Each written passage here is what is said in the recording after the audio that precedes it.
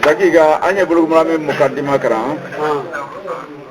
ba bulugumra min wulito adamina la bismillahir rahmanir rahim sallallahu ala nabiyyina muhammad wa ala alihi wa sahbihi wa sallam taslima ko kuma la bonya te kuma la doya te modori kuma fuye kuma ba ate guri yare ma ka be mo ma kuma fomo do fana de kuma fuye kuma mansia ida ta itebela ka be mo ma men ka bo ko sa foni ko alakan ko tolon ka fente ba parale menna alakan kela kan alayhi salatu wasalam ko te tolon ka fente kitabu me ambolo na bulu mamin momen kala nye na ibn hajar de rahimahullah mole yadi na fora ko ale kumara dinaro na fora ko ala kitabu le ni dongo eri bolo kala ida lo ko sabana kitabu le bolo mamin modolo ye makka alma fen karam fana kara ke bulu mamin ni me bulu mamin le lona bolo ko ju ibrahim ni akiti si maraji ibrahim ni akiti si maraji adizi me ya kono bulugumra min kono ni ala ka to ka fo ku ka famu ka nyaye ka kiti nyaye silamaya karan yere boloma karan fen dolle ni la karan subasiman lo rawlu kan aslama no irito salafu ko rahimahullah wole boloma am fe an kitabu ben ye matinar bayin hadis kitabu me ye al usul salata de muhammad ibn abdul wahhab kitabu me yodi sunan moy brake karanda mala ya da karan silali ni bokra rontu bulukul maram indana ahammu min riyadis salihin min kutubil wa'z wal irsal kawani kitabu le hadisi le nalen kasiya ya kitite kitabu te ogo sona yola sorola yorodolla wuli alla riyadis salihin kere koro kutubadi bonda min bi kawata juma gore ka doninta irwa na kramo dolu soro ne sunkaro serasen adamina to riyad sana ke to dawala le di badala alela dano kama kala ka hadisi shama kono de men hankli dima me kilo kitite ibrahim nyine koro ya jebi bulugu mamine bi donc ka boyanto ko makka me ka boyanto ko sampe dogre yew bulo men bulugu mamin tekileni donc ada fo mako miskatul masabi ale hadisi kasiya bulugu mamin me bulugu mamin tigi ma alila do be tabul ibrahim teme maka kan towa ironto ha hende wosrama mi lewda sramano o sama bulugu mamin lon fa lon ke baba do me bulu malale miskatu masabi lema woro bulugu mamin kitabu deninte kitabu fitininte men kala wala ka bukari sarho naye fatul baridi wa ma adraka ma fatul bar ay sira sawkani fi rahimahullah nail al awtarti kwa ye bukari sarho sira madunye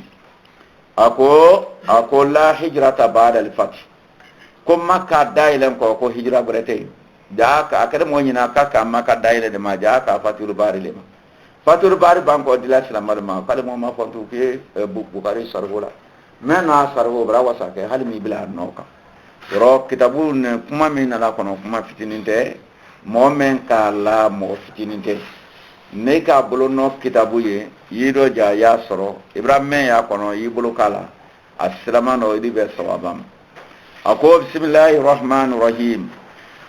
alhamdulillah tanuyi ala ni'amihi ala nemaluma adahira nema mili gbero nyanye wuluyela wal batina ni nema mi doni nema doni shaman jonga kadamina farido kenya makawa ala nema gbero ta na doni tanuyi anyi qadima wa hadithan nema kura ana korma ay ka koro ala nema me ankan sistem fana ala nema me ankan tanuyi anyi والصلاة والسلام كسي عن النما على نبيه على النبي مما ورسوله أنا لكي محمد عليه السلام وآله أري محمد الدنقلو الدنقو يموسو جون لي جامل تجادمنا وصحبه أنا للصابلو رضي الله عنهم الذين للصابنو صاروا ملو تامرا كلافة في النصرة ديني ay tamara kila sala dinna demeno sayram tamala hasita tamanna kalima ay misi ala la kila fe alumasino ay madaha fodina men demeni asuba sema kele wati na ka londu abra sabati ne baro ne taro ari ben alu tamara kila fe tamala hasisa men kalima ay sariya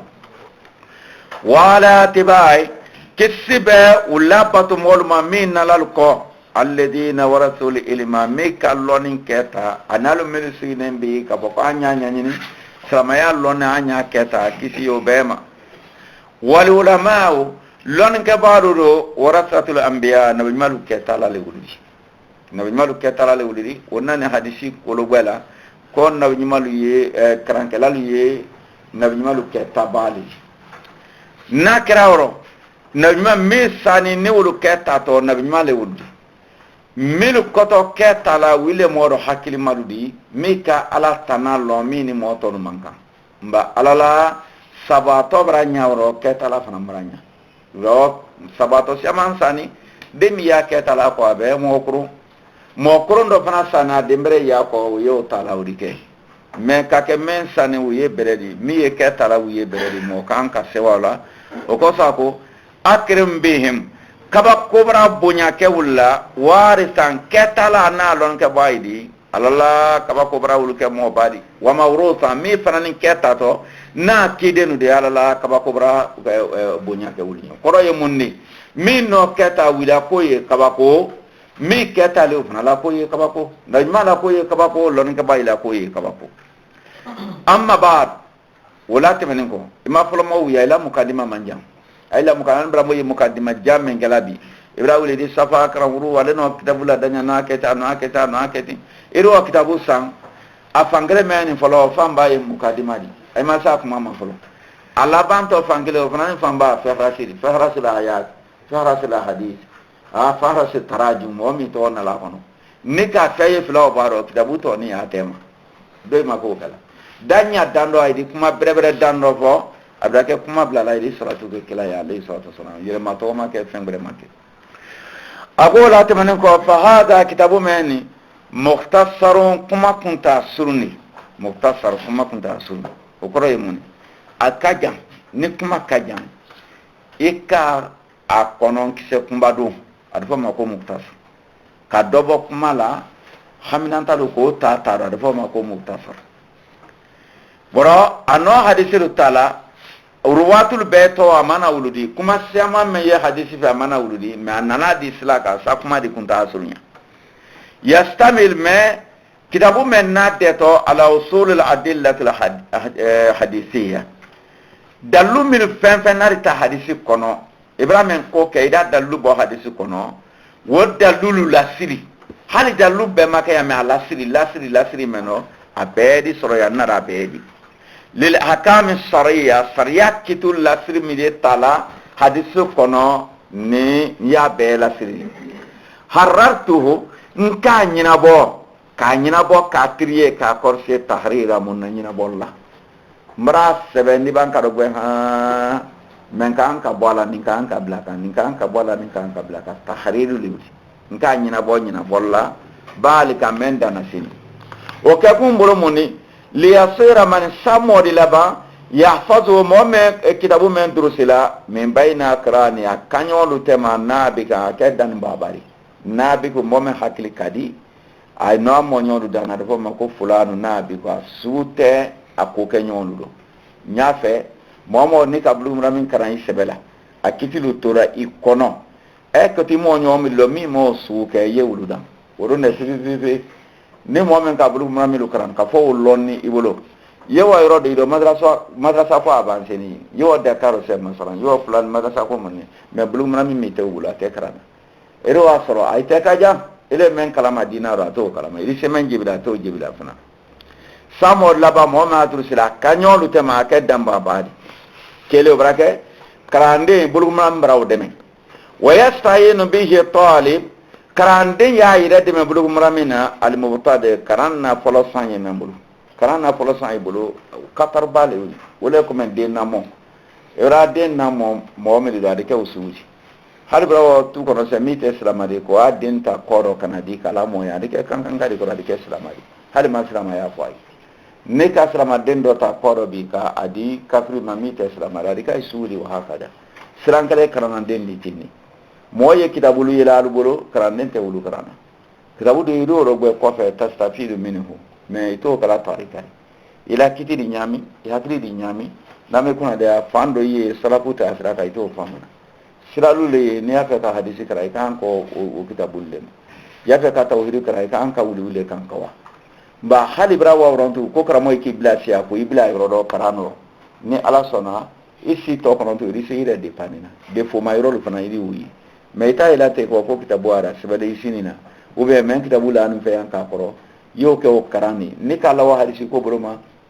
ede wa hadisi shaman karani bolo mais ide wa ye salama ra sahalente mote ma ja hadisi do ide ra fo jamaado moy di jigila o be yaro o be kitabu li al bolo ya bo tawiri ko fana ni boloma ede wa soro fendo karani le bolo ja salafu tanale ya wo tebe akida islamiyya o tebe oro fi oro bololu leyi anka anko bolo menka donc kitabu men bole heliyatu talib ilm li bakar bun zaidi nka men sangala teori seru nasini woka pamika ko salanka ka ka bara men ka yi ni ka ma soro ye kitabu tay wole kapsa ni ma wo ma soro ndu donc ni gbere watite alo kitabu mi yewre o kan kala bo ali yo sele nay kay dia se mala brami si nya dama branchi meno meneka ankata branchi meno meneka ankata dogo kan kala bo muhimu jiddan wole kale bolonto arabra meno ya nya ido san arabra meno no to kitabu sane lati ido asore men sani bolo abe mala branchi kelenga oro yebana kana wati na ido wabla ko kitabu ko akala tini kitabu kashi ataban sana mais brebre yemunde hadisi do ibrahim men soro yeda oma fendo ibrahim soro yeda oma ko fendu narata no enya ki do bore kala waya tari me asilu yimi oro ako wayastayinu bihi talib krande fana ida de men kitabunna al mubtada karanna folo sangura yemembulu kala kan fana wala yasaknanu horaqib mo membra falloni non tu ha kamile ka bolon mal muntaha membra se loni dana fana te kare ako o kitabu mo me wala lawle lon ke baba ka lettre sebe kala na kanga ibrado krande mbulu me bitida yala wura karati mo men krani bedo fana mbra taw te de fo ya kono de tro sebe gumande wala kramoy ma sorna klasila donc ile ye se ka mo lu karam men ken men ya kun sabura la wuri loni dama kala kan fana anala dini ya hadisa famuna dor se fendo dira dini mara famu men na fatala dor se fendo sebra na fa yala men dini hankili masama fo moment sela ka wo fla bla nyona ole mo karani ni ka lonni sebe kitabu sebe alala kranka ba be ma kwale brak karanyanya ka ile dina fa sola demisani fani sa karana oranya yi karano kala oro moment sela dano prante karako tay wakari bayantu nka do gbele ke akba kulli hadithin hadisi kelen beko man nka moro gweya akhrajahu men kala bo min al aima kabana hadisi nyamoldo mara hadisi fen bo ne bukhari le ka bo na foti ne ninka nimbo rake ko na foti fen ka bo kabana hadisi nyamoldo ibrahim no kala li iradati nusfal umma nka wala wulile kan kono gwe mantoyi note ni sakala diwani tari kutuba kitabu me ambolo te wa fala te ko kala rasulullah araba ta fo bukari ka bo ay de le kalon ni ko la kale man kadaba la ya mutaamira fala yatfa wa ma kaadahu min an-nar abka atafala ka min akar sama kana araba bala tafala bu kitabu kalsa atuto kuma la de ko kala rasulullah sallallahu alaihi wasallam abawati aziwa kama au kama qal adanawdi donc imi kono bo islam ali ibrahim hadisi fo na sala fo ne do ay fuli afo ni mote barala ya fo rati bi kono be molni nka lawuli le sanin kono be mantunyi boro kitabuti beni ala Thomas Redi abena la Thomas Redi ni ma wolon kitabu la kuro erwa fo ka kanya do ma kasura kanteti iko ka kanya do ma kasura kanteti ni wara sen janu sakiru kono awo harful hijaya muannisina abele bilala adise habla la ya korodola adise habla la ya korodola fiole karam folo anyefe nye kitabu na kaliba kala kunu nga ko fo dinelu ye ya a foto kitabu ma ko takribu tahzib men ye hadisi dictionnaire di sanina ta folo tarifu le abolo ye fio karane folo ko lo wotu kuno ina soroka sendo ta kono ni ka fɛn t'a kɔnɔ i ma a la fɛn o karanba kɛ i di fɛn kɛ mɔgɔ bara mun na kasa ɲina doctorat ala doctorat tiɲɛtɔ tɛ ka bɛn mun ma ale n'o kuma min ta la takribu tahzib kɔnɔ takribu tahzib y'a fɔla le ko min kɛ ni tisata sara nin kɛlen 19 a y'a fɔ nin kɛlen isran wa isrin n'ale ko isran wa isrin o kɔrɔ ye mun ni tun san 200 ni san mugan n'a ka fɔ isran wa isrin ni ko ye yɔrɔ dɔ san 200 san mugan n'a ka sɛbɛn ko 19 o kɔrɔ ye mun ni san 100 ni san 90 o ko su le la dan ale bunu hajar kelen pe mende ka takribu tahzib la dan ni ma o karan ni ki ka tema ki kuma tala ari ke barale abrahama nyinya munakasala abrahama nyinya jami'a islamiyya la ba ko ma semenya ko kale hijra samwani fila ko nye ko ba ko don tiro wo sorole bada tabina ke mun ne folawro a kon ka ta takribu ki ka takribu nye fela kara ko ma nye fela kara ki ka bara juge wallahi ya warakati min awwalihi ila akhirih jalima ale no kuma ta kono ama nyefela kara kitabu susu yati mirialo na mukadima lema anobra ke istiraho kenya men ko bra ke ya foti buna hajar ka istiraho men abara buruma men kono awle folati ako fal murado la nyin ko bi saba ni bara hadisi bola nin ka foko saba ko mo wuron fila ka bon ka mo wuron fila mama ahmadu Bukhari, Muslim, Abu Dawud, Nasai, Tirmidhi, Ibn Majah. Nka nyole ma kitabu wuron fila bele wuli. Nin ka fo yɔrɔ ko sabu a ka bɔ. Wa bi sita nin ka fɔ ko mɔgɔ wɔɔrɔ le ka bɔ. Nka mɔgɔ jɔn ma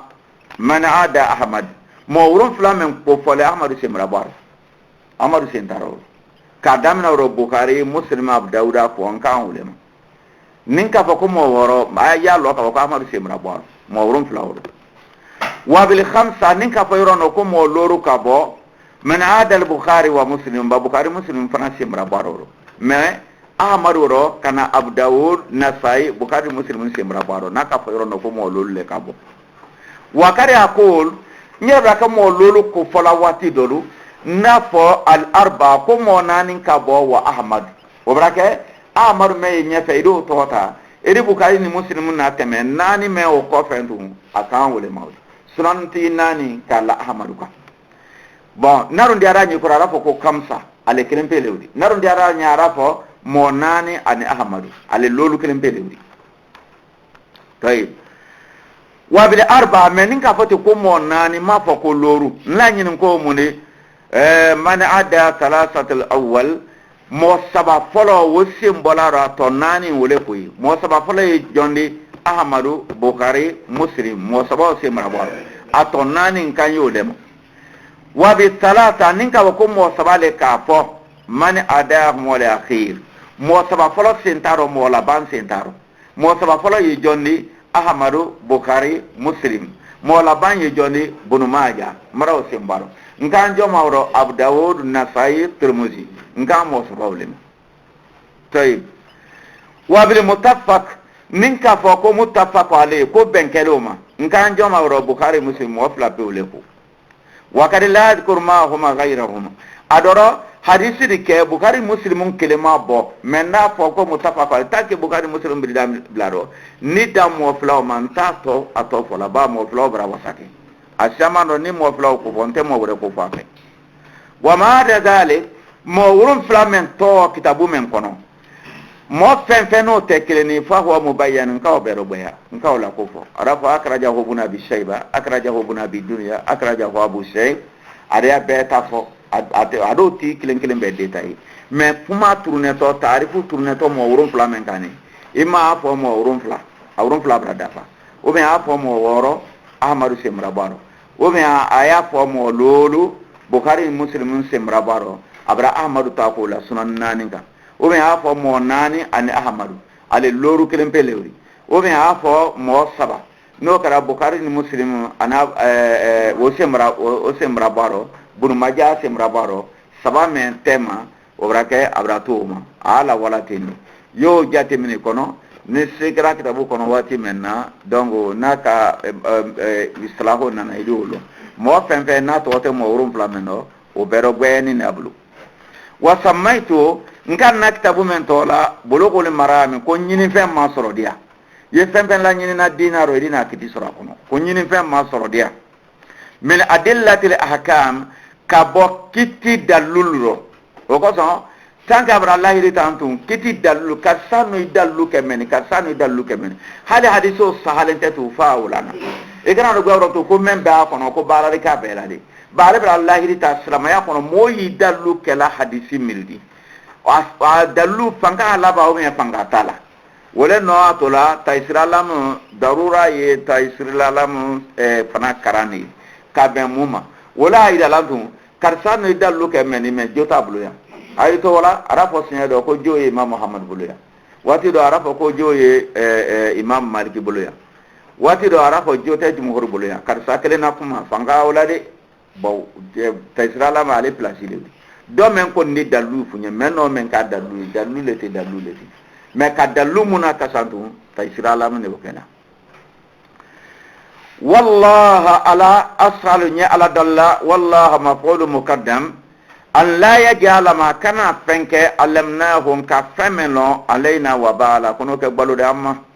wa an yarzuqana al amala nya ala dalla ayan harje barala bima fanna yardahu min ala di dion mema subhanahu wa ta'ala ala sinima ala korotani wabillahi tawfiq donc nala sona majlisi